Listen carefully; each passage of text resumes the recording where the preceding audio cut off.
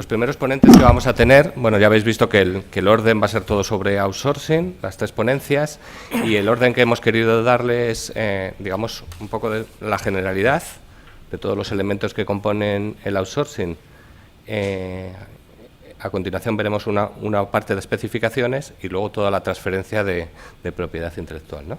Entonces, en la primera parte contamos con don Gonzalo Gallego, que es socio director de Hogan Lovells, que es una consultora dedicada a la parte jurídica a nivel internacional, y tenemos a don Marcos Navarro. ¿Se oye mal? Sí, oye, yo creo bien. Se oye. Don Marcos Navarro, que es director de infraestructuras de FCC. Nos van a contar el ciclo de outsourcing y también utilizando una práctica. Muchas gracias. Pues nada, muchísimas gracias, Ignacio, por la presentación. Gracias también a los organizadores por invitarnos a estas jornadas tan relevantes de aspectos jurídicos del outsourcing, ¿no? Un tipo de transacción que cada vez está más en boga, no ya solo por el componente de impacto que tiene claramente en ahorros, que en épocas como las actuales pues es un tema que se tiene en cuenta, pero también por la mejora tecnología que produce y por la innovación, ¿no? En entornos como cloud, etcétera, el outsourcing pues es una constante. Bien, lo que nosotros proponemos en esta primera intervención es comentar un poco el ciclo vital del outsourcing, desde que nace hasta que muere, o más que morirse, se transforma o vuelve a renacer. Esto es como un ave fénix que vuelve a nacer a las cenizas siempre.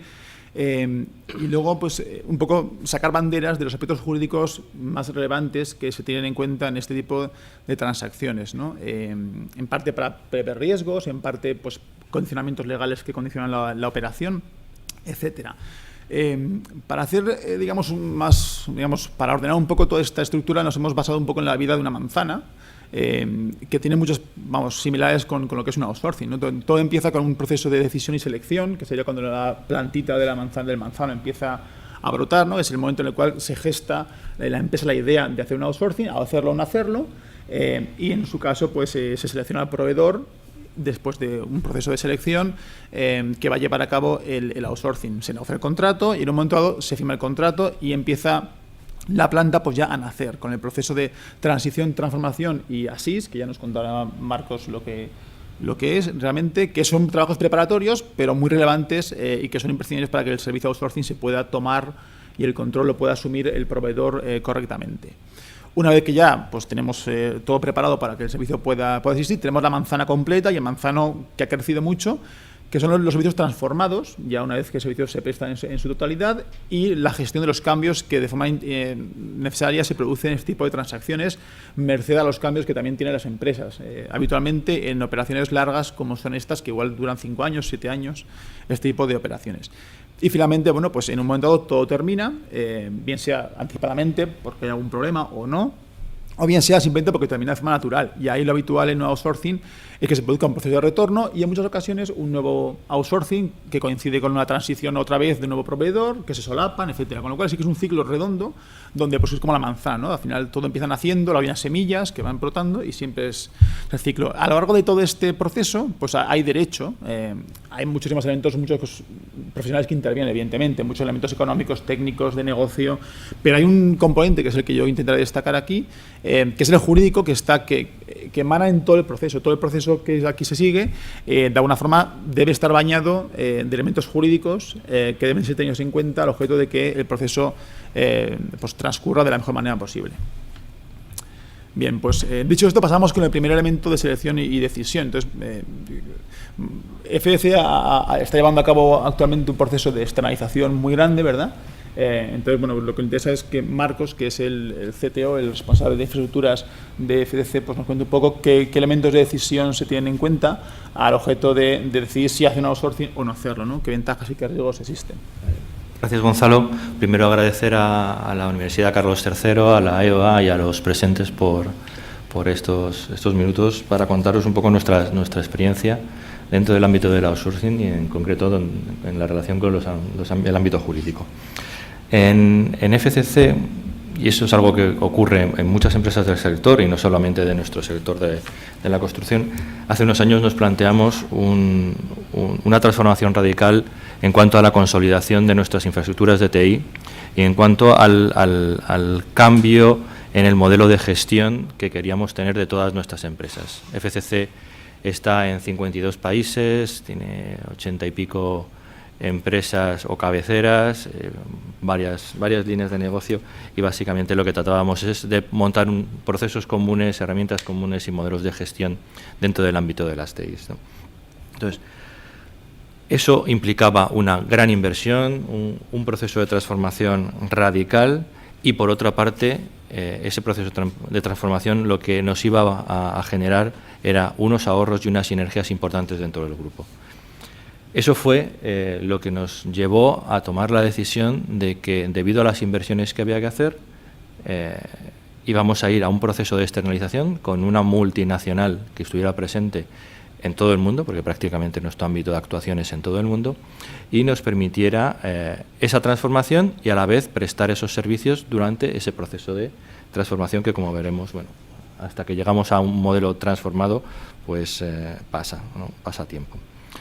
Nuestra decisión fue esa, valorar la necesidad de inversión, la necesidad de ahorros, la necesidad de un compañero con ámbito internacional, a la vez que, bueno, compensábamos en el otro lado de la balanza, teníamos los riesgos, ¿no? Los riesgos que tiene todo outsourcing, que es la percepción o la realidad de que en determinado ámbito de control lo cedes, lo trasladas al proveedor, que en cierta medida te ves cautivo durante un periodo de años, aunque tratamos siempre de regular con determinadas cláusulas cierta libertad en la selección y en el devenir tecnológico, o dejarte alguna capacidad de selección de otro tipo de servicios, ¿no?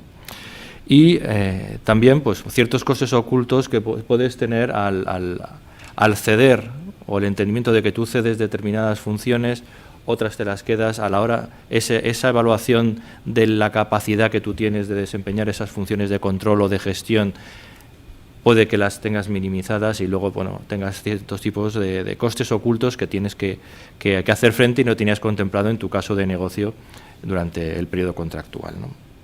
Otro tema importante que creo que en el caso de FCC ha sido una transformación o un cambio en el modelo de gestión de la infraestructura, es el tratar de definir un modelo de precios asociados al consumo, algo parecido a lo que hacemos ahora en la nube, pero por nuestro tamaño, pues prácticamente podríamos hablar de que tenemos cierta nube privada que nos puede permitir una granularidad en la gestión de esos recursos, ¿no? Y por tanto tenemos un modelo de precios basados en el consumo. Eso nos permite predecir, en función de nuestros proyectos y de nuestro crecimiento o decrecimiento, nos permite predecir el coste que vamos a tener ahora y el coste que vamos a tener en el futuro, ¿no? Y todo eso lo tenemos reflejado en nuestro caso de negocio. Yo creo que básicamente esos son los criterios que hemos seguido a la hora de tomar la decisión, ¿vale? Pues bien, la decisión al final, pues como comentaba Marcos, ¿no? Se tiene en cuenta pues muchísimos elementos, ¿no? Tanto como es la empresa, el cliente del outsourcing en este caso, como el proveedor, elementos técnicos, económicos, evidentemente la capacidad del proveedor de asumir el servicio, si es internacional o no. Pero hay un elemento también jurídico que yo creo que aquí hay que destacar, ¿no? Hay que sacar una bandera acerca de cómo, digamos, el profesor jurídico, el derecho, puede colaborar con el cliente del outsourcing a la hora de seleccionar el proveedor, ¿no? Normalmente los abogados somos llamados a intervenir en muchas ocasiones pues cuando el proveedor está seleccionado. Ay, perdón. Está dado, ¿eh? De hecho lo acabo de apagar. ¿Se me oye? Ahora sí. Ah, claro, joder. Es que está como muy lejos. Ahora mejor. Sí. Vale. Vaya, bien. Pues a ver. Pues, como decía, en muchas ocasiones somos llamados, pues quizá cuando el proveedor está ya seleccionado, ¿no? Para negociar, para pelearnos con el proveedor y conseguir el mejor contrato. Pero yo creo que realmente sí que es bueno que estemos desde el principio y podemos, digamos, hay elementos jurídicos que hay que tener en cuenta, ¿no?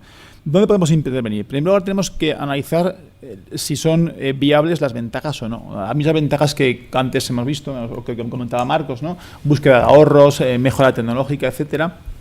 Y realmente hay que analizar si son viables o no son viables, ¿no? En ocasiones, por ejemplo, hay una primera tema que es la sostenibilidad legal. O sea, ¿se sostiene legalmente o no se sostiene legalmente?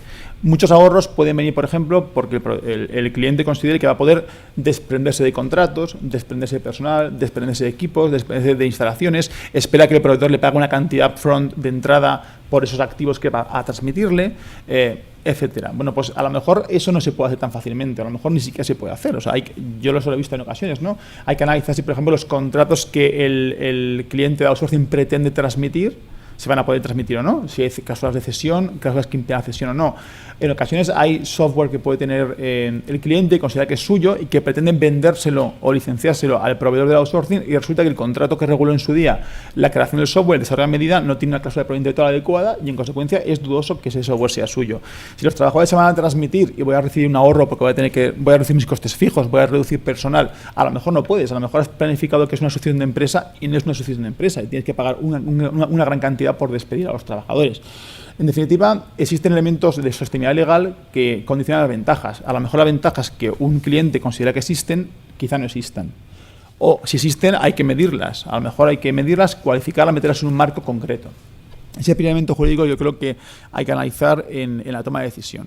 La siguiente es la plasmación contractual. También tenemos que ayudar al cliente de alguna forma a decirle hasta qué punto las ventajas que pretende se pueden plasmar en un contrato o no. O sea, en ocasiones puede estar pidiendo peras al olmo. Realmente las ventajas que en muchas ocasiones se pretenden conseguir en outsourcing son concesiones que va a tener que hacer el proveedor, ¿no? Si de repente que el cliente pretende tener muchos ahorros, pues es evidente que va a pretender que el proveedor le pague una cantidad front muy importante, que mantenga los precios sin ascenderlos en ningún caso, que incluso haga planes de proyectos de ahorros que estén penalizados si no los consigue, que acepte mucho personal, que acepte muchos activos. Bueno, pues hay que ver hasta este punto eso que totalmente se puede plasmar o no se puede plasmar. Yo creo que en general existe bastante facilidad o existen cláusulas suficientes como para poder plasmar casi todas las ventajas que tiene un cliente, ¿no? De mejora tecnológica, etcétera, en un contrato. Y eso pues es un tema donde también hay que asesorar, ¿no? Hay que decirle, mira, estas ventajas que tú has considerado como elementos fundamentales para decidir si outsourcear o no, pues son ventajas que sí que tienen relación contractual y podemos articularlo así, así, así, así. Y lo que más importante, meterlos en la RFP, que ahora vemos lo que es, e intentar, digamos, que el proveedor las acepte desde entrada. De entrada. El siguiente elemento donde podemos colaborar en el toma de decisión es mitigando riesgos, ¿no? Todos esos riesgos que veíamos que existen o que se tienen en cuenta para decidir si hacemos outsourcing o no, pues se pueden mitigar. Hay un primer riesgo, ¿no? Que son el tema de los la pérdida de control, por ejemplo, ¿no? Por la pérdida de control existen posibilidades contractuales de mitigarlas con SLAs, con acuerdos de seguimiento permanentes que se pueden establecer, con penalizaciones, y esos son elementos contractuales que debe conocer quien lleva a cabo un outsourcing antes de llevar a cabo para tomar una decisión digamos, justificada. Es decir, no es lo mismo que exista un riesgo ilimitado como decir, no, mira, ese riesgo que a ti te está frenando o que tienes tanto miedo para hacer el outsourcing, contractualmente podemos identificarlo y podemos, digamos, acotarlo, limitarlo, incluso eliminarlo completamente. Pues eso es otro elemento que también se tiene que tener en cuenta. También se pueden mitigar los riesgos con una due diligence.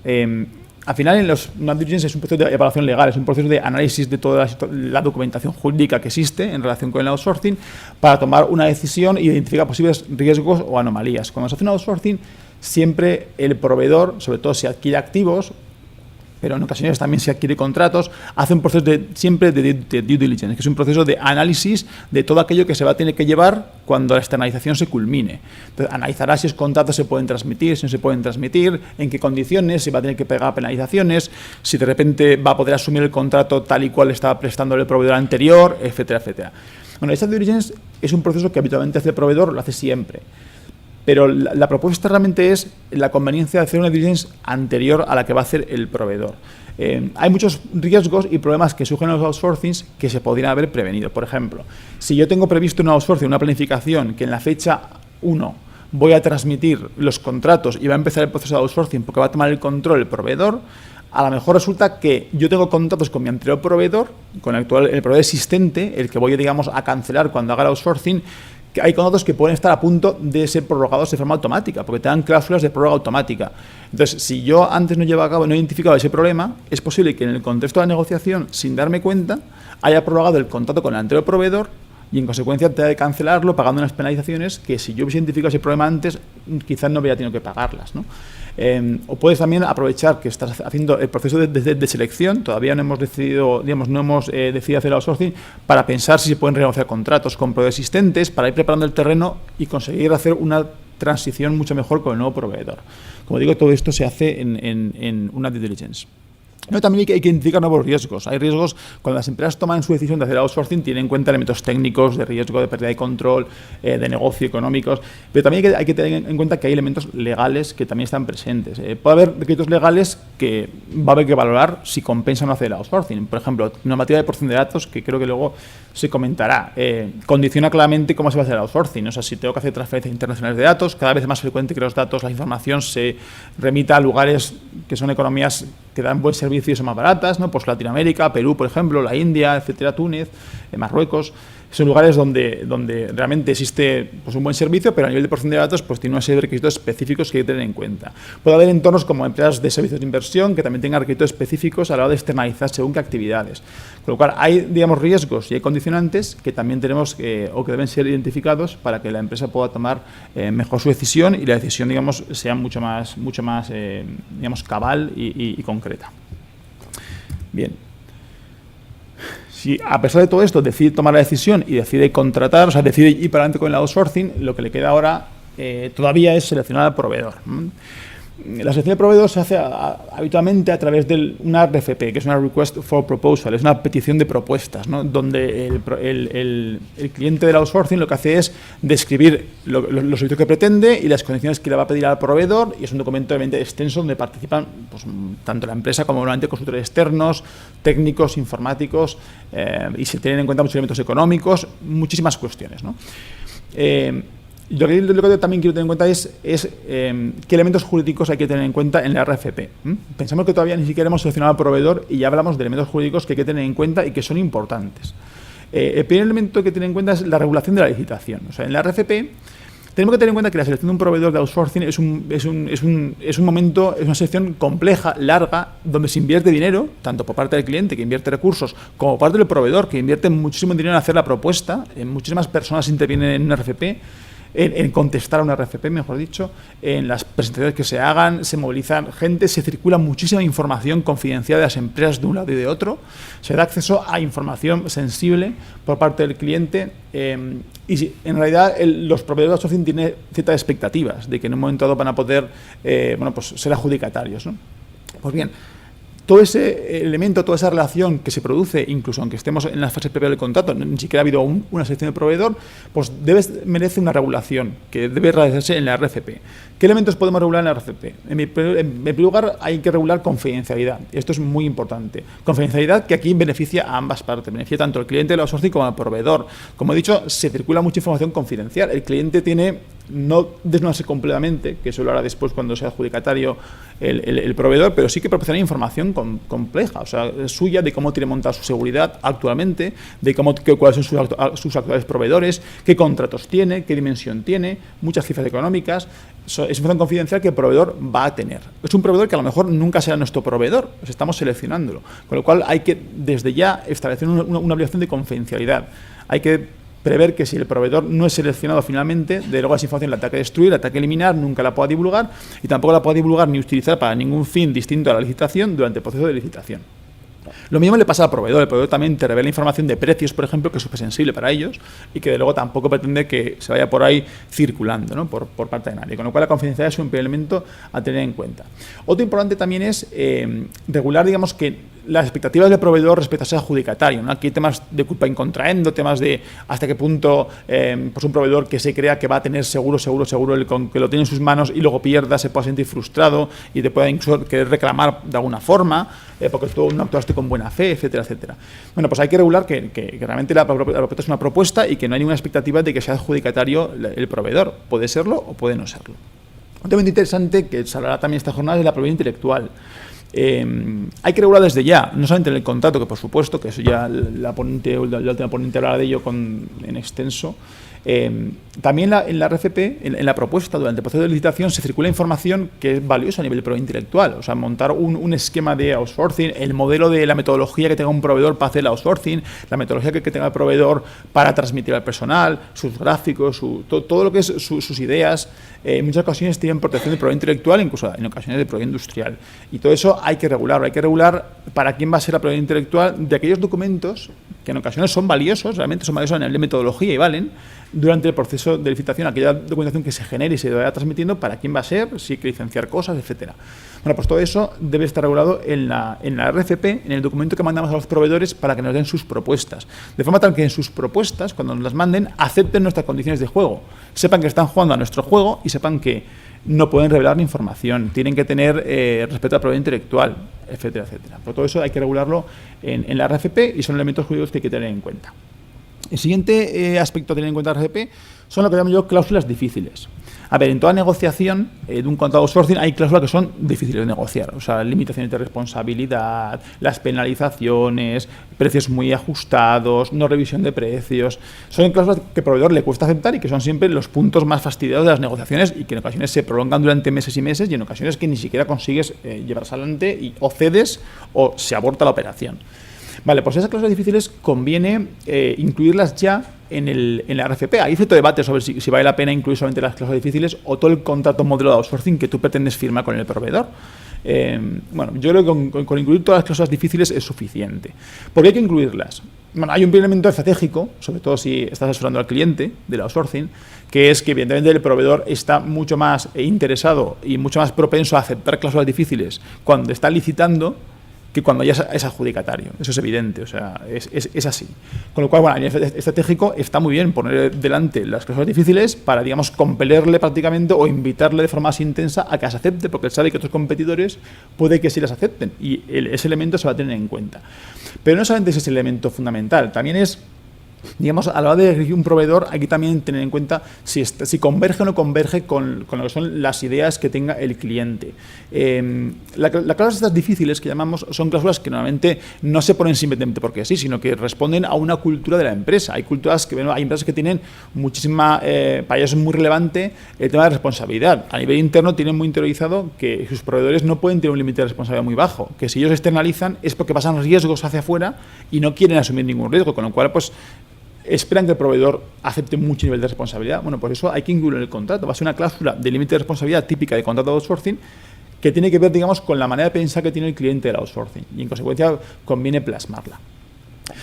Hay también, por eso, también clientes que consideren que esperan que en el outsourcing tener un control muy exhaustivo del proveedor, tener muchas penalizaciones y eso también va a ser un elemento difícil a negociar que también conviene incluirlo desde ya en la RFP. Bien. El siguiente es el texto consistente que yo he puesto ahí. Es que, bueno, las RFPs parece que son un documento de oferta o de petición de ofertas que luego desaparece, pero en mi experiencia está en que estamos, durante la negociación del contrato, estamos permanentemente sacando la RFP al aire. O sea, siempre cuando se adjudica al proveedor el outsourcing, se le adjudica sobre la base de que acepta una serie de condicionamientos que tú esperas. Digamos, cuando te vienen, digamos, vamos a hacer el contrato, te dicen, bueno, esto es muy sencillo, esto es plasmar lo que hemos acordado en la licitación al contrato y ya está. No tiene, ponlo bonito, contexto bonito y va a firmar. Luego la realidad es que no es tan sencillo, que en el contrato siempre se espera cambiar cosas, ¿vale? Y donde las RFPs y todo el documento de la licitación sale a colación continuamente. O sea, continuamente dices, esta cláusula que tú la aceptas, me la aceptaste en la RFP porque yo la puse y tal. Bueno, pues conviene que en la RFP no haya inconsistencias, que el texto, pues, el del contrato por supuesto, pero también el RFP sea consistente, no haya, digamos, antonomasias, de repente no exista una cláusula, un elemento de negocio que apunta hacia un lado y sin embargo haya una cláusula difícil que hemos puesto que apunte hacia el otro, que eso en ocasiones ocurre. Entonces tiene que haber consistencia y tiene que poderse leer y considerarlo que es un documento que, aunque no es contractual, sí tiene una vocación contractual. O sea, lo más probable es que en el contrato final, o al menos no es inusual, la RFP acabe estando como un documento anexo. O sea, ahí para lo que pueda pasar, ¿no? Entonces hay que darle esa importancia. Y por último, yo creo que es el último elemento jurídico a tener en cuenta son las ofertas del proveedor. Hay que analizar las ofertas del proveedor también desde el punto de vista jurídico. A veces pasa que el proveedor, claro, si tú le has invitado a que comente tus cláusulas difíciles, pues lo normal es que él te comente tus cláusulas difíciles y las negocie durante su propuesta. Diga, mira, esta cláusula no te la acepto y la cambio de esta forma. Esta otra no te la acepto y la cambio de esta forma. Con lo cual hay que revisar esos cambios jurídicos que propone el proveedor para valorar si el proveedor pues, realmente lo que propone y que tú vas a aceptar cuando le adjudiques el concurso, pues está en línea o no está en línea con lo que tú pretendías o asumes un riesgo jurídico importante. Y también porque en ocasiones, y eso pasa bastante, los comerciales que hacen las ofertas pues ofrecen el hoyo el moro, pero luego los abogados que hacen las cláusulas, la parte de jurídica de las propuestas, pues tienen otra visión. Y entonces hay que identificar inconsistencias que a veces también ocurren, ¿no? O sea, puede pasar que de repente el proveedor prometa que eres un super partner tuyo, amiguito tuyo, super hermano tuyo y que jamás te va a fallar y que va a línea contigo y tal, y que, en fin.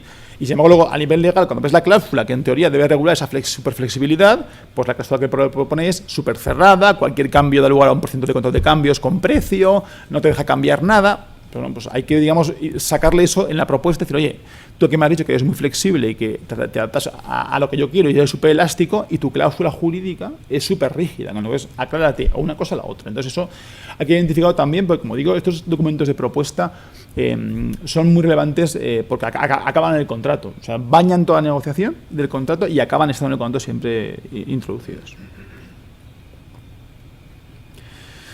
Bien, una vez que ya hemos seleccionado al proveedor, pues pasamos a la segunda fase, ¿no? Ya hemos plantado la manzana, empieza a brotar y ya el árbol ya va naciendo, ¿no? Ya hemos firmado el contrato y entramos en lo que son las primeras fases previas de lo que es la vida de un outsourcing, ¿no? Con lo que es la transición, transformación y asís, que es un proceso por el que bueno, pues FDC ha pasado y pasa.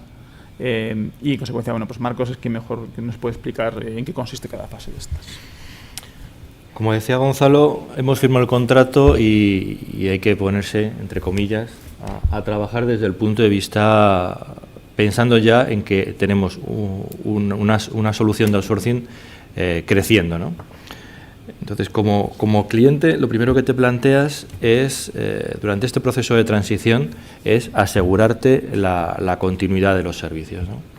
Que pasa por una serie de trabajos que van a culminar con la toma de control por parte del adjudicatario.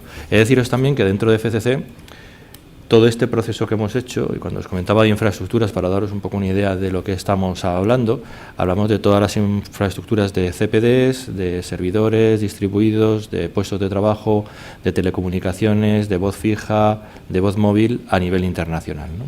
Abarcando en torno a 25.000 empleados de TI. Con lo cual tiene una complejidad de países y de dispersión geográfica y de volumetría compleja, ¿no? Por tanto, el objetivo de cualquier compañía es que no se rompa nada durante los primeros meses. Luego introduciré el concepto de transformación, porque nuestro outsourcing es un outsourcing transformacional y lo vamos a tener en cuenta también. Entonces, durante ese proceso de transición, desde el punto de vista operativo, nuestro objetivo es asegurarnos la transferencia de recursos humanos, asegurarnos la transferencia de los contratos que tenemos, y no es un contrato solo, contratos que tenemos en cada parte del mundo para prestar determinados servicios grandes o servicios pequeños, y asegurarnos de que esos contratos son debidamente gestionados o asumidos por el outsourcer. Y por otro lado, y casi igual de importante o más, es la transferencia del conocimiento, que el proveedor entienda la tecnología, las tecnologías de la información, cómo dan soporte al negocio, cómo funcionan las tecnologías de la información, cómo se opera en el día a día, cómo son nuestros mapas de servicios, cómo son nuestros mapas de aplicaciones, cómo son nuestras arquitecturas. En definitiva, que piense que desde el día 1, desde el día del inicio del servicio, él va a ser responsable de esa gestión, va a entender el impacto que tiene una incidencia, un cambio, una disponibilidad o una no disponibilidad de un sistema, el impacto que puede tener en el negocio. Entonces, todo ese conocimiento es necesario hacerlo durante el periodo de transición.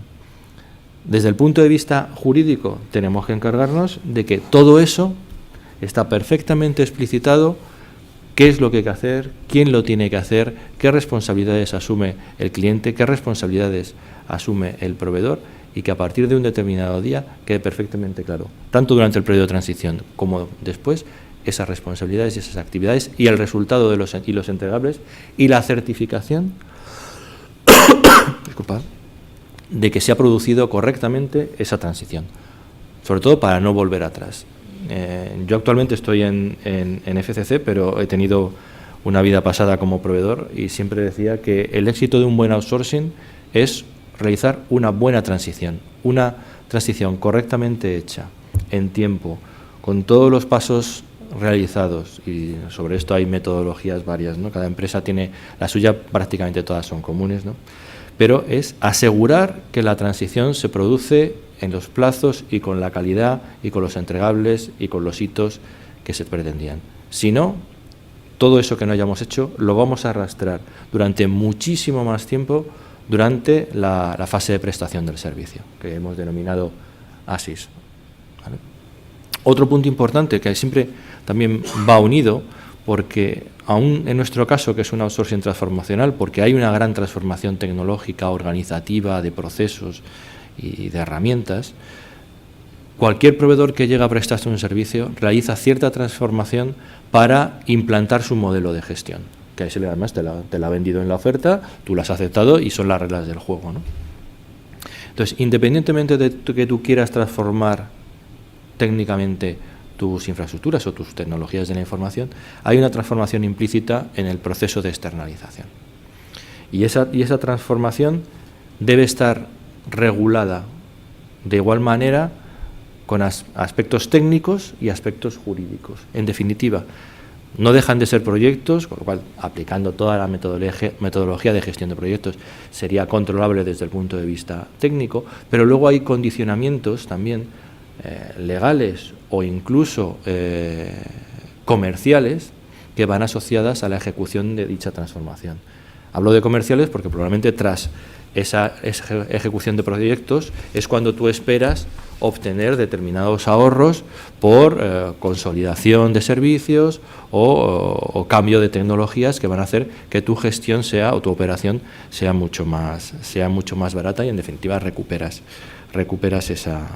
esa inversión, y es la palanca que tiene el outsourcer para trasladarte esos ahorros. Y además es el mensaje que transmites a tu organización. Yo, como responsable de infraestructuras dentro de la casa, hemos transmitido que con el outsourcing va implícito un proyecto de transformación que va a cambiar tecnológicamente las infraestructuras con las que damos soporte a los negocios, y toda mi casa espera, o cualquiera en su casa espera, que eso se ejecute en unos plazos adecuados y se obtengan los beneficios fruto de esos proyectos. Entonces, todo esto debe estar regulado en el contrato. Y luego tu labor como gestor es asegurarte de que todo eso se va cumpliendo en los plazos y en las calidades adecuadas.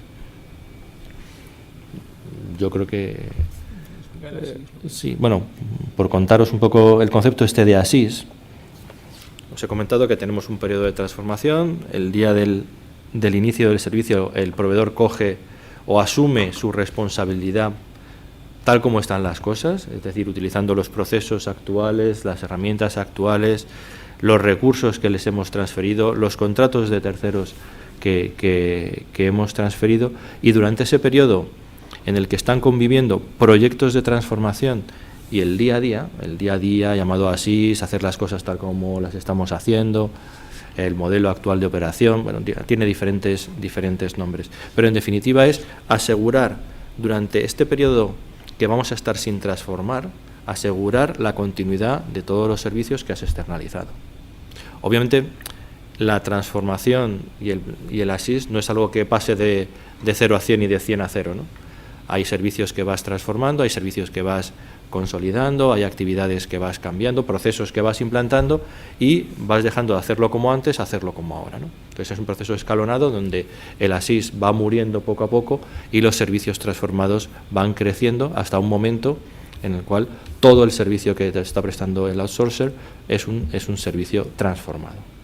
Y a partir de ahí, digamos, entra en un modelo de prestación recurrente de esos servicios. Bien, pues también en lo que es cada una de estas fases de transición, transformación y durante el servicio así existen elementos jurídicos que hay que tener en cuenta, ¿no? Como comentaba Marcos, en todos ellos existe uno que es común, que es la regulación contractual, ¿no? Es fundamental prestar atención a estos servicios, a cada una de estas fases y regular el contrato correctamente. Habitualmente esta regulación suele incluirse en extenso en anexos, hay anexos de proyecto de transformación y de transición y el ASIS, donde se detalla con muchísima precisión qué servicios se van a prestar y así debe ser. O sea, el anexo tiene un anexo correcto, completo y que regule todo. No es raro que en este tipo de contratos se centre todo el negocio, toda la negociación y todo el trabajo, se enfoque mucho en lo que son los servicios transformados, que comentaremos después lo que es. Esto es el servicio, digamos, final que va a dar el proveedor, con todo ya transformado, con toda su tecnología puesta, desplegada. Y estos elementos que de alguna forma se consideran que son como transitorios, que son, digamos, que no están pensados para vivir siempre, pues se le da menos importancia, ¿no? Y lo que comentaba Marcos, esta es la experiencia, ¿no? Y es verdad, es que o hay una transición buena o tenemos un gran problema. Vale, ¿cómo hacemos que la transición sea buena? Pues regularlo contractualmente. Tiene que haber una regulación como tal detallada, tiene que haber procedimientos de aceptación de la transición, o sea, que las partes estén de acuerdo de que la transición se ha llevado a cabo y se ha hecho correctamente, y que haya incluso hasta penalizaciones en caso de que la transición no se haga bien. Fijaos que la transición es un proyecto donde en muchas ocasiones, existe un precio que está de alguna forma embebido en el resto del contrato, ¿no? Pero durante la transición en muchas ocasiones el proveedor no recibe ningún pago. Se considera que la transición está en preliminar. Digamos, está el proveedor aterrizando, que todavía ni siquiera recibe ningún pago. Entonces, claro, como no paga, pues como no cobra, lo habitual es que tampoco, digamos, tenga mucho afán en dar un servicio con excesiva, digamos, con muchos medios, ¿no? Entonces, claro, se junta eso con el hecho de que le has dado poca importancia en el contrato y ahí tienes una bomba. Entonces, hay que romper esa inercia y hay que realmente regular esforzarse por regular muy detalladamente la transición y poner penalizaciones y considerarlo que cobres o no cobres es un servicio que realmente sí que importa, porque es muy importante a efectos de que tenga éxito el outsourcing en global. Bien, aparte de lo que se regula contractualmente, existe una serie de proyectitos o de cosas que tienen que ir pasando durante la transición y que son necesarias para que la outsourcing empiece. Uno son los aspectos laborales. Y aquí ya no hablamos de regulación del contrato, hablamos de cosas que hay que hacer. O sea, el contrato se ha firmado con su clausulado y hay cosas que hay que hacer. Una de las cosas es transmitir a los trabajadores si está previsto transmitirlos, o desprenderte de ellos si está previsto desprenderte de ellos, de cualquier otra forma, ¿no? Lo que hayas hecho. Bien, eso tiene que pasar durante la transición. O sea, una vez que se firma el contrato, tienes que iniciar un proyecto, que normalmente ya has regulado más o menos de forma inicial en el contrato cómo va a ser, pero se inicia un proyecto de transmisión de los trabajadores, que normalmente pues, los proveedores de outsourcing suelen tener mucha experiencia y mucha metodología para captar a los trabajadores y saben hacerlo muy bien, y hay servicios de coaching, etcétera, que se ocupan de ello. Pero hay también un elemento jurídico que es indudable, ¿no? Hay que negociar con los trabajadores, en ocasiones hay sindicatos, hay comités de empresa, etcétera, y todo eso pasa durante la transición, una vez que el contrato se ha firmado. Lo siguiente que pasa que es la transmisión inicial de activos. En muchos outsourcings existe una transmisión inicial de activos, bien sean equipos informáticos, o sea, si hablamos del mundo IT, serían equipos informáticos, hay software, hay contratos, hay hardware que se va transmitiendo, hay infraestructuras que se transmiten y que es una compraventa habitualmente o una licencia en el caso de que aquello no se pueda transmitir por algún motivo. Bueno, pues esa transmisión hay que hacerla, jurídicamente hay que regularla. Suelen firmarse contratos de transmisión de activos junto con los contratos de servicios de outsourcing, o sea, se suelen firmar contratos separados, pero esos contratos hay que levantarlos, hay que digamos cumplirlos, y la transmisión en ocasiones implica asesoramiento jurídico para remover obstáculos, ¿no? ¿Qué obstáculos nos encontramos? Pues por ejemplo, típicas cargas que pueda haber, aunque son un poco menos frecuentes, pero obstáculos que son muy habituales son los contratos que existan que impiden la transmisión. Por ejemplo, si yo tengo equipo informático que lo he adquirido en propiedad y lo tengo que transmitir, pues a lo mejor es de que hay acuerdos de mantenimiento sobre ese equipo informático que va pegados al equipo informático y que si yo transmito el equipo, el contrato de mantenimiento no lo puedo resolver. Claro, si yo transmito un equipo y me quedo con el mantenimiento, estoy pagando mantenimiento que nunca va a producir, con lo cual es un coste retenido, que me perjudica el ahorro, etcétera, etcétera, etcétera. Es uno de los riesgos que comentábamos antes al principio de la charla, ¿no? Lo que vamos a querer hacer es transmitir también el contrato junto con el equipo, básicamente que el proveedor se coma todo, ¿no? Realmente, ¿no? Puede ocurrir que el proveedor, en cambio, no quiera ese contrato porque es un competidor suyo y, desde luego, no pretende ser el proveedor que va a ser el nuevo propietario del equipo, un cliente de su competidor, evidentemente, porque ya sabe mantenerlo él, que por algo es experto también en este tipo de materias, ¿no? Entonces, bueno, digamos, hay diferentes obstáculos que te vas encontrando y que deben ser tenidos en cuenta. Normalmente se planifican antes de firmar el contrato, pero donde se se llevan a cabo el proceso es una vez firmado el contrato durante la transición. También tenemos la cancelación y cesión de contratos con terceros. El outsourcing pues, es un proceso de externalización de algo que ya existe, ¿no? Entonces, eso que existe, en muchas ocasiones, incluye contratos con terceros proveedores, ¿no? Pues pensemos en un entorno informático, pues ahora contratos de listing con equipos informáticos, licencia de software, centros con centro de proceso de datos, telecomunicaciones, personal que esté dando el servicio, otro outsourcer total o parcial que esté anteriormente. Hay muchos contratos que se van a reemplazar por el servicio del nuevo proveedor. Entonces, puede ocurrir que esos contratos, según lo que hayas acordado, algunos de esos contratos le valgan al proveedor, se los puedas tú transmitir, o pueda reemplazarse por un contrato que el proveedor haga con ese otro proveedor, porque son amigos, porque se conocen, porque entran en partnerato para este servicio, etcétera, porque uno subcontrata a otro, etcétera. Y otros contratos hay que cancelarlos, pagando penalizaciones uno u otro o sin penalización, según como lo hayas planificado. Bueno, pues todo ese proceso de cancelación y cesión de contrato con terceros debe hacerse también durante la transición y también tiene indudables elementos jurídicos. Y por último tendríamos las autorizaciones y las notificaciones a autoridades. Existen, en ocasiones, según cómo sea el outsourcing, pues existen, puede que requieras pedir autorizaciones para poder poner en marcha el outsourcing. Por ejemplo, en el ámbito de protección de datos, que es uno de los más frecuentes, pues si hay transferencias internacionales de datos, si mandas datos, hay centros de protección de datos, no sé, en Malasia, por ejemplo, que es un centro habitual para que existan CPDs, pues va a haber una transferencia a un país que no tiene un nivel de protección equiparable a España o a la Unión Europea y en consecuencia hay que pedir una autorización a la Agencia de Protección de Datos. Y eso hay que hacerlo también durante la transición.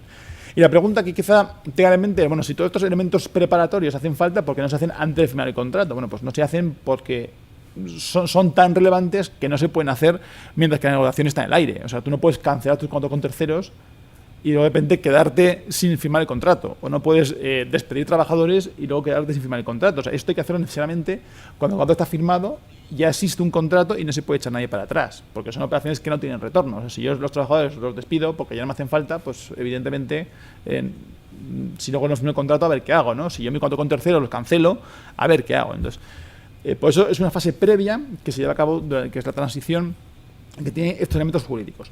También la transformación tiene elementos jurídicos que hay que tener en cuenta. O sea, ahí tiene que ver todo mucho con la regulación contractual, ¿no? Aspectos que ha comentado ya Marcos, ¿no?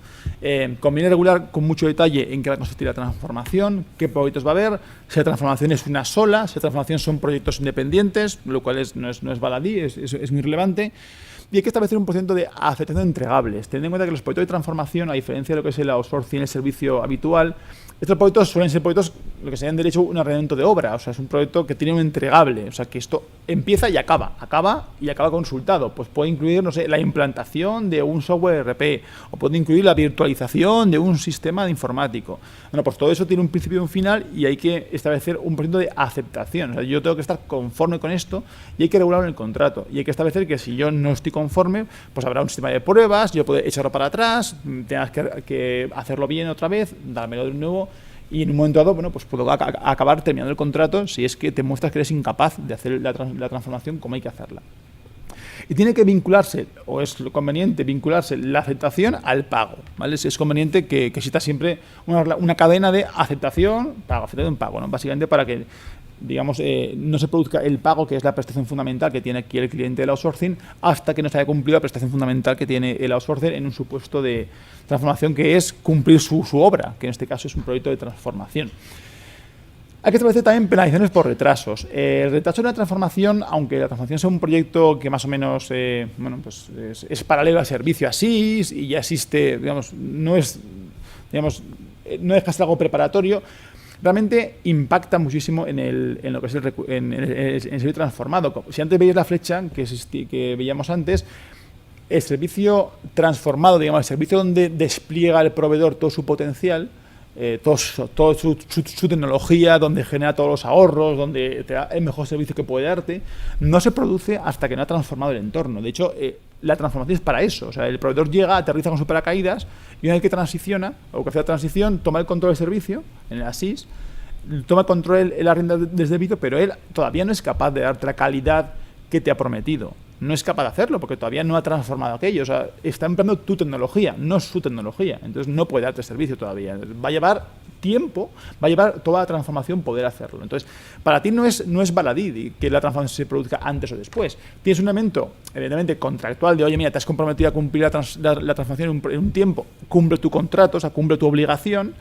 Pero hay un elemento también fundamental, que es que todo lo que el departamento de informática, Marcos y su equipo, ha prometido a la empresa que va a recibir, porque esto también tiene un tema de venta interna, o sea, al final cuando se hace un outsourcing, mucha gente tiene los ojos puestos encima del outsourcing a ver qué ventajas me va a dar.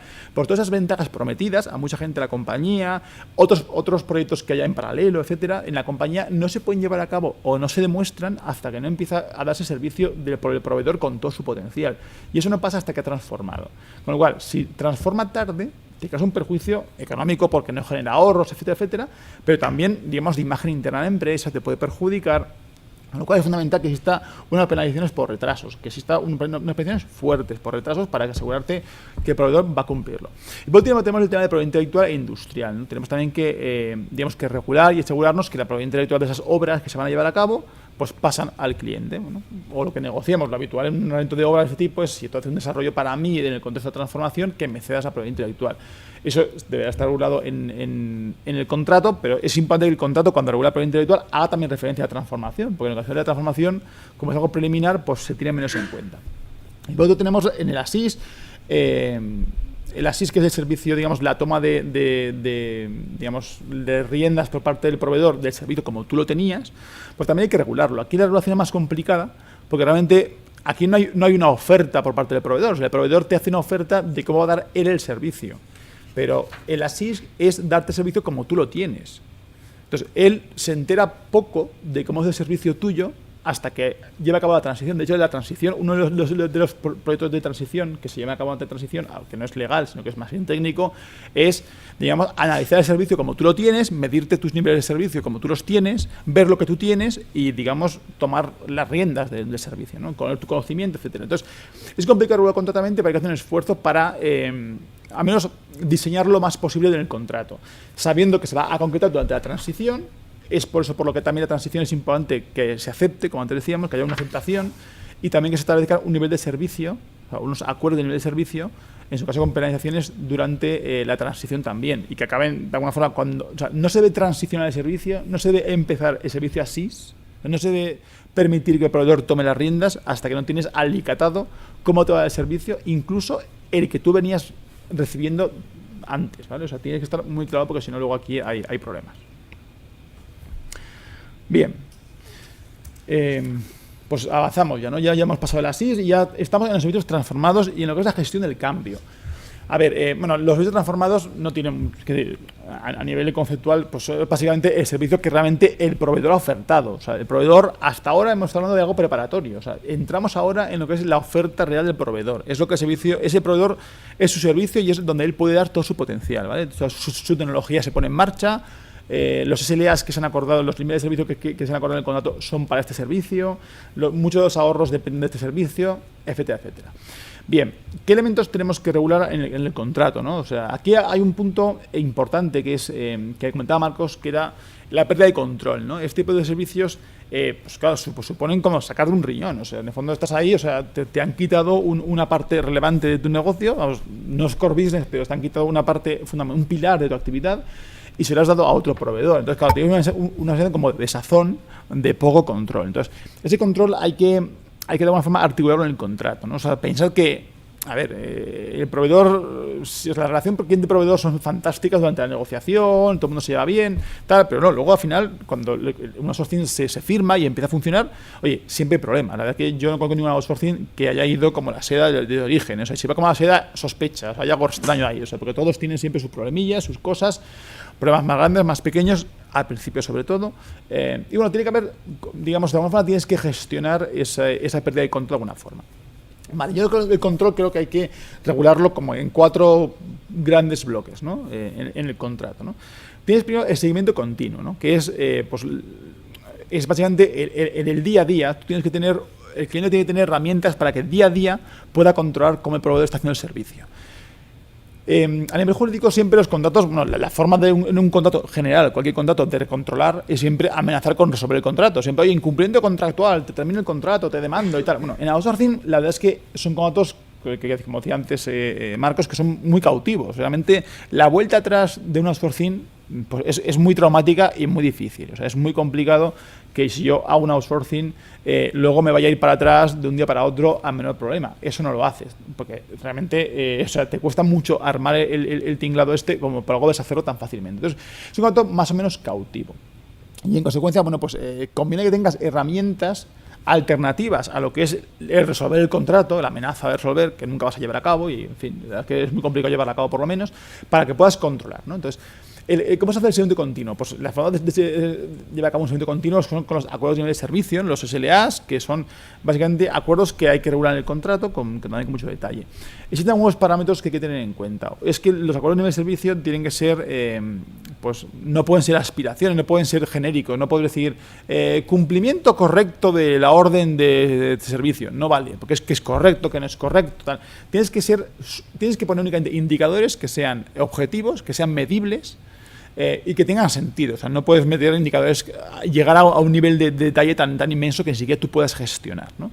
Hay que tener en cuenta que va a ser, digamos, el documento con el que vas a medir la calidad de servicio permanentemente. Pues cada 15 días te vas a sentar con el proveedor en el comité de seguimiento, que luego vemos lo que es, y vas a ver, oye, tú has incumplido aquí, has incumplido aquí, has incumplido aquí, has incumplido aquí, has incumplido aquí, y tienes esta consecuencia por haber incumplido, ¿vale?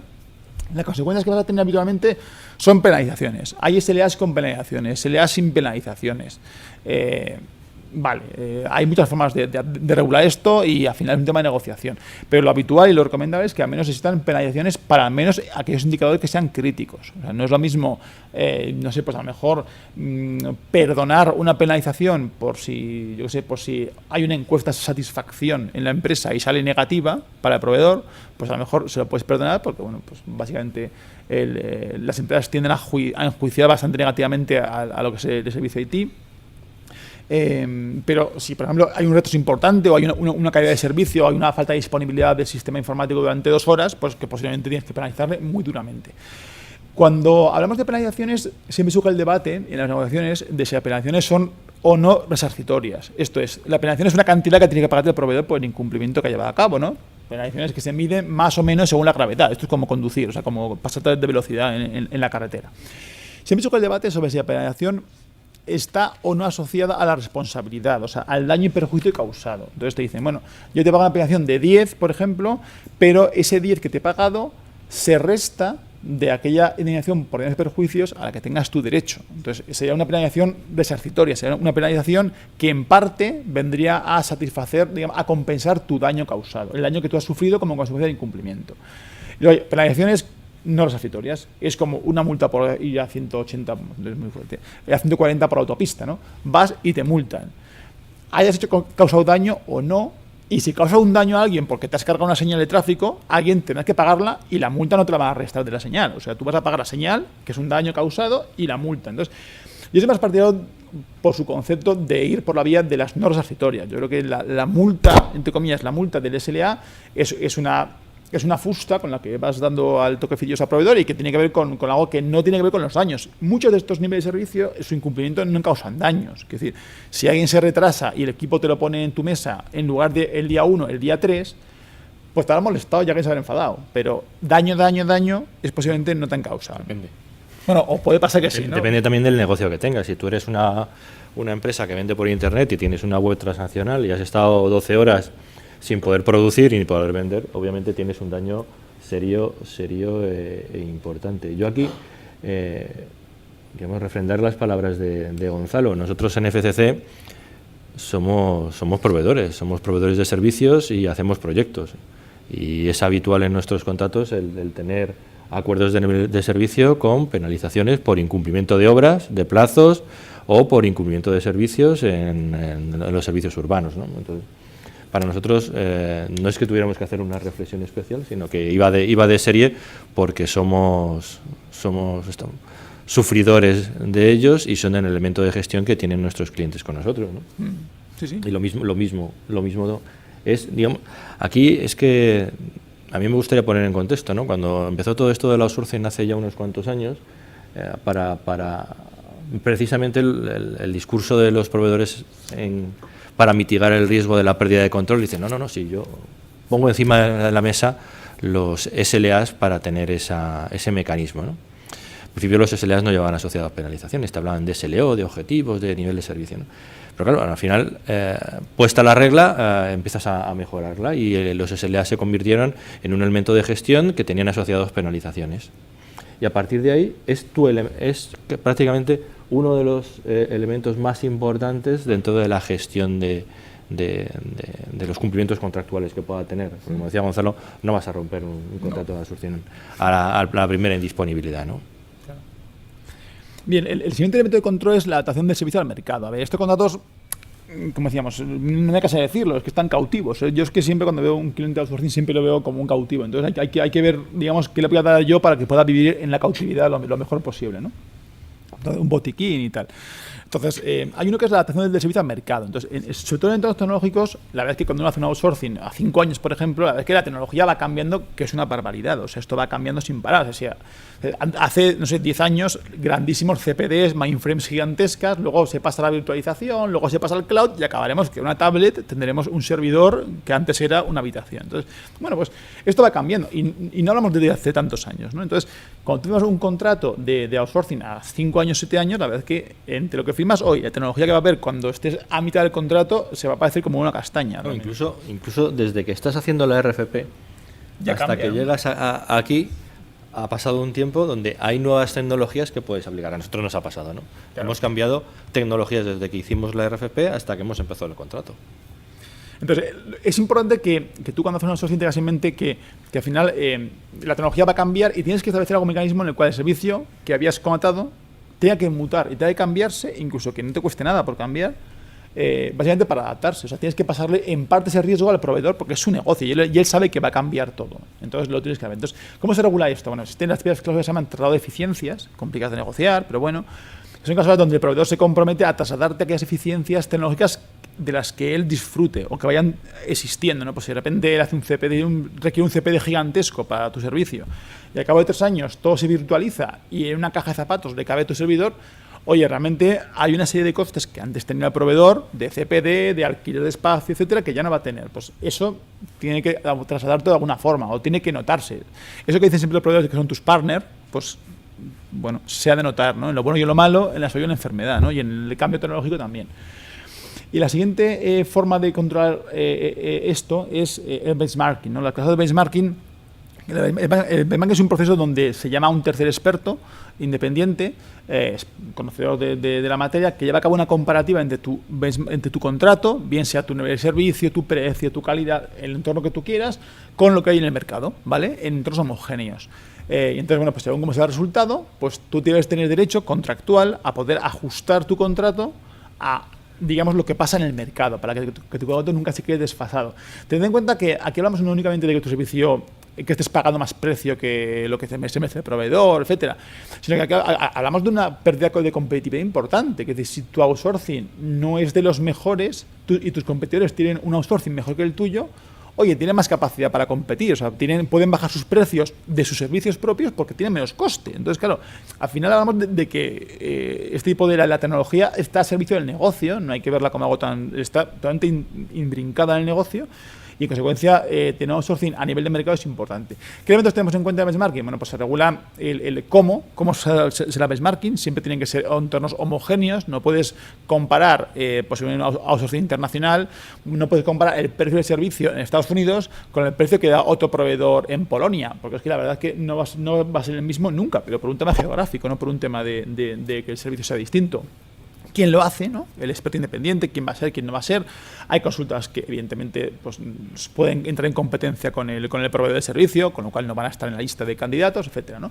¿Cuándo se hace? O sea, ¿qué plazo de tiempo das sin poder hacer un benchmarking? Normalmente el servicio de outsourcing va mejorando o debería ir mejorando a medida que pasa el tiempo. O sea, ellos, claro, entran en servicio transformado, pero bueno, a medida que va aprendiendo el proveedor lo hace mejor habitualmente. Debe hacerlo mejor, más barato, más colaborativo. Es un nivel, es un grado de madurez. O sea, sí. una vez está transformado el servicio, lo suyo es que el grado de madurez y la eficiencia que pueda tener un proveedor en la prestación de servicios, añadiéndole también los aspectos tecnológicos, pues vaya mejorando.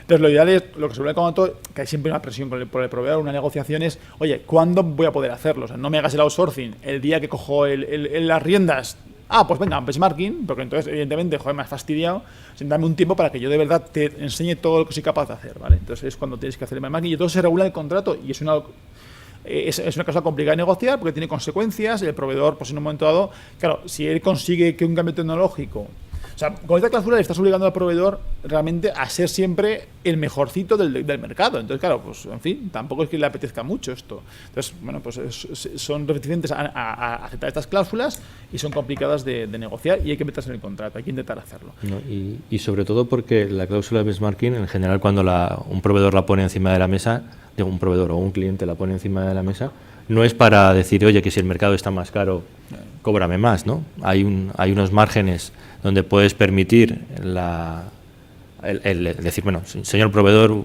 estás en unos márgenes aceptables, no vamos a tocar nada, ¿no? Pero si sobrepasas esos márgenes, sí quiero que me apliques este descuento para estar en mercado. Obviamente, si estás más caro, pues siempre podemos una cláusula para evitar que se me encarezca el servicio, ¿no? Es bueno o mejor. Claro. Y también debemos regular qué ocurre si el proveedor se niega. Claro. O sea, al final, uno lo que aprende negociando contratos es que hay que escribir qué es lo que hay que hacer y en caso de que la otra parte no quiera hacerlo, cuáles son las consecuencias, ¿no? Porque si no, te pueden decir, ¿y si no qué? ¿Y si no qué? Claro. Claro. ¿Y si no qué? Dices, no, pues termino el contrato. Bueno, pues claro, es lo que decimos siempre. ¿Puedes terminar el contrato? Bueno, realmente no vas a hacerlo. Entonces, bueno, pues tienes que convenir, pero siempre alternativas, ¿no? Bien, ¿qué más elementos de control? Hay que regular auditorías, ¿no? No es tampoco tan típico, o sea, tan especial de los outsourcing, pero hay que regularlos. De vez en cuando es posible que porque algo te mosquee o algo, incluso por un tema de política interna de la empresa o porque te lo pide una autoridad, ¿no?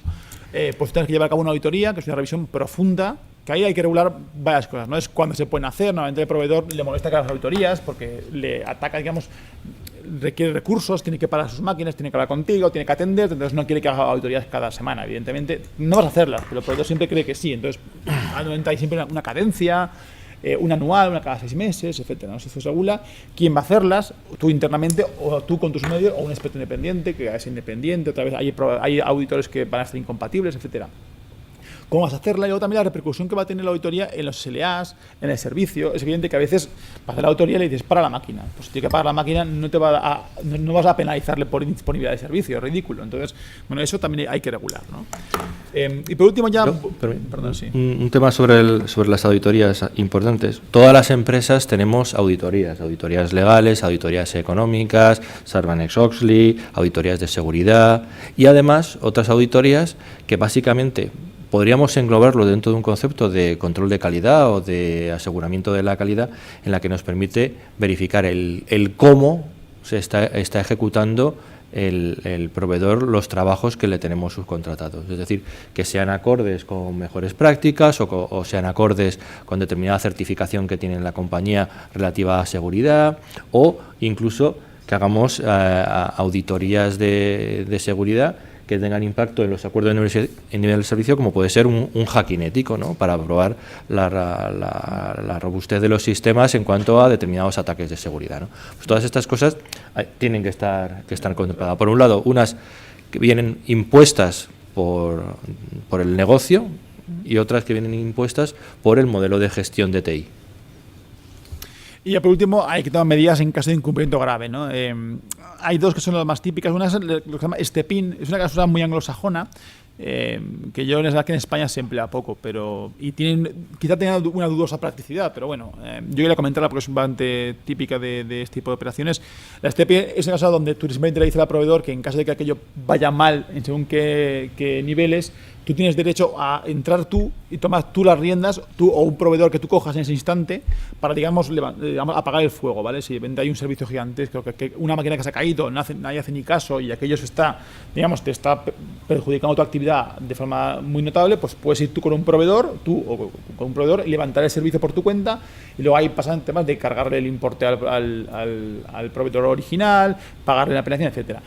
¿Por qué digo que es muy anglosajón esto? En realidad es que es muy complicado que funcione este tipo de cláusulas en la práctica en un outsourcing grande, ¿no? Porque no tiene sentido que si el CP se ha caído, tú no vas a entrar en el CP de tu proveedor, poder entrar ahí y que un proveedor pueda levantarlo, no va a ser tan sencillo. Entonces, bueno, pues dan mucho desgaste en la negociación y quizás dudoso que valga la pena, digamos, machacarte para conseguirla. No, probablemente no en su gran extensión, pero sí en determinados aspectos, y a veces necesitas pues algún experto en determinada tecnología o en determinado área para que te ayude en un problema que el outsourcing no logra resolver, ¿no? Entonces, bueno, o sea, meterla si puedes a veces, ¿no? Sí. Y luego la acción anticipada, ¿no? Decimos que el contrato no se puede terminar en la práctica, pero oye, hay que regular esto. O sea, y en ocasiones puede pasar que se pueda terminar, ¿no? Conviene simplemente regular. A ver, tenemos en el Código Civil 1124, o sea, en España no hay que regular que puedes terminar un contrato por incumplimiento, el derecho te permite hacerlo, pero sí que conviene regular qué incumplimientos son graves para ti como para poder terminar, o sea, números apertus, no el exhaustivo, pero sí unos cuantos, y hay que hacer referencia sobre todo al tema de los SLAs. Hay que decir, oye, los SLAs dan lugar a penalizaciones, pero en un momento dado tiene que haber un momento donde los SLAs la penalización ya no te valga. O sea, si un proveedor es inútil, o sea, al final tienes que sacártelo de encima. O sea, no porque te incumple el contrato solo, sino porque es que te impide hacer tu actividad. Entonces, tienes que poder resolver anticipando el contrato, y un incumplimiento grave que hay que, digamos, regular es cuando los SLAs, cuando incumplir SLAs, a margen de las penalizaciones, da lugar a tu derecho a salir del contrato, ¿vale? Pues porque sean muchos SLAs incumplidos en un tiempo, porque sean SLAs muy importantes, etcétera, etcétera. Bien, bueno, voy un poco más rápido aquí. Vale, aparte del control, otro elemento a tener en cuenta en los servicios transformados es la adaptación, ¿no? O sea, esto, las empresas grandes o pequeñas realmente cambian durante la vida del contrato. Igual que la tecnología decimos que cambia, la empresa también cambia y crece y decrece. Gonzalo, disculpa, nos quedan 10 minutillos, ¿vale? Vale, sí, acabo, da tiempo. O sea, los cambios, la empresa crece, decrece, los servicios también van cambiando, el volumen también se incrementa. Entonces, hay que asumir que en un outsourcing el cambio va a estar presente, ¿vale? Cuando se hace un contrato, muchas veces uno dice, bueno, pues píntame la pared de la casa, ya cree que la va a pintar. Entonces, bueno, pues hace un contrato para pintar esto. En el outsourcing haces un contrato y regulas la regla del juego, es como hacer el juego de la OCA. Regulas el reglamento de la OCA, pero luego la partida sale de una forma, sale de otra, y el contrato tiene que prever muchas historias, muchas cosas. Y sabes que va a cambiar, y sabes que va a haber cosas que no van a estar previstas, y nuevos servicios, etc. Entonces, hay que regular un proceso de gestión de cambios para que no sea algo raro que haya un cambio. O sea, hay que regular cómo va a ser el proceso de gestión de cambios, una petición de cambio, una oferta de cambio, el precio del cambio, etc. O sea, se va a regular y no va a haber ningún problema si está bien regulado. Y lo único que es importante a nivel jurídico, o la experiencia, es, uno, que tengas en cuenta que el proceso de gestión de cambios tiene que estar documentado. O sea, cuando alguien cambia algo del contrato, tiene que haber un papel firmado donde se regule ese cambio y se ha de archivar para que uno sepa cómo está el contrato en cada momento, porque desde que el contrato se firma hasta que pasan 5 años no tiene nada que ver lo que hay. O sea, cuando uno coge el contrato al final, joder, han cambiado tantas cosas que si no están documentadas te pierdes, ¿no? Y otra validación jurídica es, oye, hay cambios de estos que dicen, bueno, es un cambio tecnológico, vamos a cambiar el CPD de Madrid, lo vamos a poner no sé, en Moscú. Y dice, vale, pues bien, pues eso a nivel jurídico tiene un problema, porcentaje de datos, etcétera. Bueno, pues eso hay que regular. También cambios de volumen. Hay que también regular un procedimiento y hay que regular. Es cuando, si tú pides más servicio o pides menos servicio, cuando el volumen, si crece o decrece, va a tener impacto en el precio o no va a tener impacto en el precio. El proveedor, evidentemente, hace su oferta contando con un volumen mínimo. O sea, no es lo mismo que le pidas servicio 100 que servicio 1.000.000. O sea, posiblemente el precio unitario va a ser inferior, ¿no? Pues no es lo mismo comprar un libro que comprar 1.000.000 de libros. El precio va a ser inferior, ¿no? Unitario. Entonces hay que regular también el volumen, si puede crecer, si puede decrecer y qué impacto tienen los precios. No todos los cambios de volumen tienen por qué tener impacto en el precio. O sea, ahí hay que regular un cierto colchón. Suele regularse una línea base, que se llama, que es una línea, la línea tomada en cuenta por el proveedor para hacer su oferta. Un margen por arriba y por abajo, donde puede crecer o decrecer, donde no pasa nada, es la flexibilidad que el proveedor te dé, y luego otro margen por encima y por abajo, donde ya sí que hay a haber un precio distinto o hay que sentarse en un momento a hablar, negociar precios, porque ya el precio se ha desfasado. Y luego hay que ver también la incorporación y eliminación de receptoras. En muchos contratos de outsourcing, o sea, hay muchas empresas que son grupos empresariales. Incluso las medianas pueden tener grupos empresariales más o menos pequeños con diferentes empresas. Es habitual que los outsourcing se presten para todo el grupo empresarial, incluso aunque sean pocas empresas, aunque lo firme una de ellas. O sea, digamos, la matriz quien firma por todas, y a lo mejor la empresa tiene filiales por ahí constituidas, incluso en el mismo edificio, que son sociedades distintas. Entonces, hay que regular de alguna forma la entrada y salida de sociedades del contrato, del perímetro del contrato. En ocasiones, una salida de una sociedad puede llevar o no un cambio de volumen y puede que sea transparente para el proveedor y en consecuencia el precio no te puede cambiar. Por ejemplo, lo puedes negociar así. Y puede ocurrir que en ocasiones un cambio de una sociedad sí que te afecte, incluso aunque el volumen no cambie, ¿no? Imaginemos que un proveedor tiene un contrato firmado para una sociedad que tenga una oficina en Madrid y otra en Zaragoza, por ejemplo, y decide en un momento dado cambiar la oficina de Zaragoza y ponerla en lugar en Zaragoza, la pone en Huesca, ¿vale? Por lo que le interesa. La misma oficina, mismo volumetría, mismo personal, mismo servicio, todo igual. Entonces, bueno, pues dice, bueno, ahí no hay impacto en volumen, el volumen es el mismo, no me cambies el precio. Bueno, pues puede ocurrir que sí que tengan impacto en el proveedor, porque el proveedor puede haber subcontratado un servicio de mantenimiento en Zaragoza con un proveedor tercero, porque él no tiene oficina en Zaragoza, él no tenía gente en Zaragoza, y ya de repente le hace falta tener un subcontratista en Huesca y ya no en Zaragoza, tiene que terminar un contrato, etcétera. Con lo cual, bueno, hay que analizar y hay que regular si pueden salir las entidades o no y las consecuencias que va a tener. Yo por comentar este tema, nosotros en FCC tenemos una problemática compleja por nuestro tamaño y dispersión geográfica, por nuestra manera de hacer negocios, que generalmente es en UTE o joint venture. Entonces es importante saber qué capacidad tienes de incluir ese tipo de compañías dentro del alcance del servicio. ¿Qué haces en caso de inversiones o desinversiones? Porque puede tener un impacto de desmontar un país, pues no es lo mismo que desmontar una filial dentro de un país ya consolidado. Entonces, bueno, tiene unas complejidades que es necesario tener en cuenta. Bien, y ya para ir terminando, porque tenemos ya el tiempo justillo, y entramos en lo que es la terminación. El outsourcing termina, ¿vale? O sea, dura mucho tiempo, pero suelen terminar. Entonces, ¿qué hay que regular aquí? Bueno, pues hay que regular las consecuencias de la terminación. Y cuando regulas las consecuencias de la terminación, hay que tener presente que tú, cuando el contrato termina, vas a requerir tú o tu siguiente proveedor de outsourcing, si es que pasas de un proveedor a otro, una serie de elementos que son imprescindibles para que tú puedas continuar con la actividad. Básicamente porque te han quitado un riñón y te lo tienen que volver a poner. Entonces, claro, el riñón han hecho cosas con él mientras estaba fuera y tú normalmente le has hecho un caso pues regular, ¿no? Entonces, te el riñón distinto, joder, entonces nadie puede, no lo reconoces tu riñón. Vale, entonces, ¿qué son los elementos fundamentales que hay que regular en el contrato? Tienes que tener derecho a ello.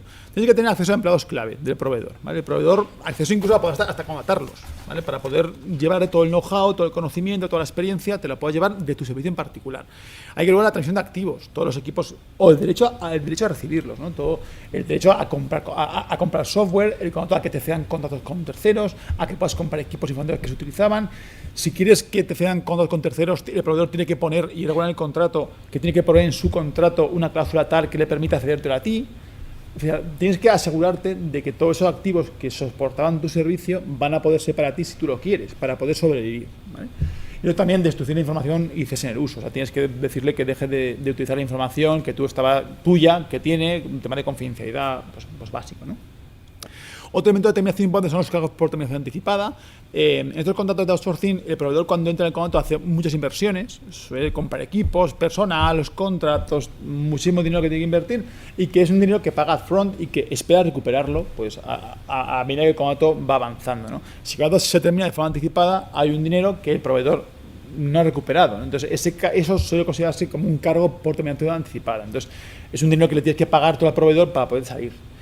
Hay que regular cuándo hay que pagar ese importe o cuándo no. Claro, por el proveedor lo pagaría siempre, ¿no? Porque claro, evidentemente si no, su plan de negocio no encuadra. Pero tú tienes que regular que hay supuestos donde evidentemente no tienes que pagarlo, ¿no? Si es por incumplimiento del proveedor, faltaría más, ¿no? Supuestos frontera, y si es fuerza mayor, si me da un terremoto y tienes que resolver el contrato, que no es culpa suya, pero tampoco es culpa tuya. Entonces, ¿le vas a pagar o no vas a pagar? Bueno, hay fronteras que se debaten, ¿no? O también si el precio, por ejemplo, va a bajar si tú compras equipos. O sea, si él ha invertido en comprar sus equipos para darte servicio y tú se los compras, por ese coste que él tenía de inversión en equipos ya no lo tiene, con lo cual tiene que restarte todo el coste por tener anticipada. Son cosas complicadas que hay que regular. Y por último, y acabo ya. Creo que estaré ya. Pensaba que estaba ya ahí, ojo a visor. Bueno, y por último el plan de retorno, ¿no? Que posiblemente sea un factor esencial. El contexto es el siguiente, es cuando un proveedor está a punto de hacer un contrato, lo da todo, y cuando está a punto de que se le acabe el contrato, pues intenta, digamos, ordeñar la última gota que le queda a la vaquita, ¿no? Entonces, claro, pues el plan de retorno, ¿qué es? Pues el plan de retorno es un conjunto de actividades que son necesarias que el proveedor haga para poderte dar el servicio, o sea, para que tú puedas continuar con el servicio, o sea, toda la que es la ayuda que el proveedor tiene que darle a ti o al proveedor siguiente, que básicamente coincide con su transición. O sea, básicamente tú haces un plan, o sea, mientras uno está retornando, el otro proveedor está transicionando, con lo cual pues todo lo que es, oye, te explico cómo funciona, cómo están las máquinas, te cuento esto, te cuento este problema que hay aquí, este comando te explico cómo está, te doy todo este know-how, toda esa labor que tiene que hacer el proveedor que está terminando su contrato, debe basarse en el plan de retorno. Tiene un precio o puede no tenerlo, puede estar el precio embebido en el contrato. Hay muchas formas, pero lo que es importante es que se regule desde el momento en el cual firmas el contrato. Tienes que pensar ya en que esto va a terminar y tienes que regularlo para que justamente no lo dejes para el final y cuando ya el contrato vaya a terminarlo, pues el proveedor, digamos, tiene una posición negociadora súper fuerte, porque es que sin su colaboración tú no puedes hacer nada y ella no tiene ningún interés en hacerte la vida fácil, porque es que está acabando su contrato. Con lo cual te puede meter una clavada bestial, o puede no querer colaborar, o puede no querer colaborar con otro proveedor, o se puede enfadar, o si has terminado con el contrato por incumplimiento contractual, pues te puede estar demandando por un lado y con el plan de retorno por otro. Y también tienes que regular que el plan de retorno se preste en todo caso, ¿vale? Hay un debate aquí que es, oye, ¿y si yo no te pago y termino con otro por impago, también tiene el proveedor que darle el plan de retorno? Bueno, la idea es en que sin el plan de retorno no puede continuar el servicio. O sea, realmente el cliente de outsourcing, si no le hace un retorno, o sea, está muerto. O sea, no puede seguir. Entonces, incluso aunque le impagues, deberías ser capaz de regular un contrato donde el plan de retorno se preste de todas formas. O sea, acá ¿en qué condiciones? Bueno, pues a lo mejor hay que pagar anticipadamente un importe, hay que hacer un aval, una garantía, el plan de retorno se puede acortar. No sé, hay formas de regular este tipo de cosas y cada contrato es distinto. Pero hay que intentar regular que el plan de retorno se preste siempre, incluso cuando hay incumplimiento.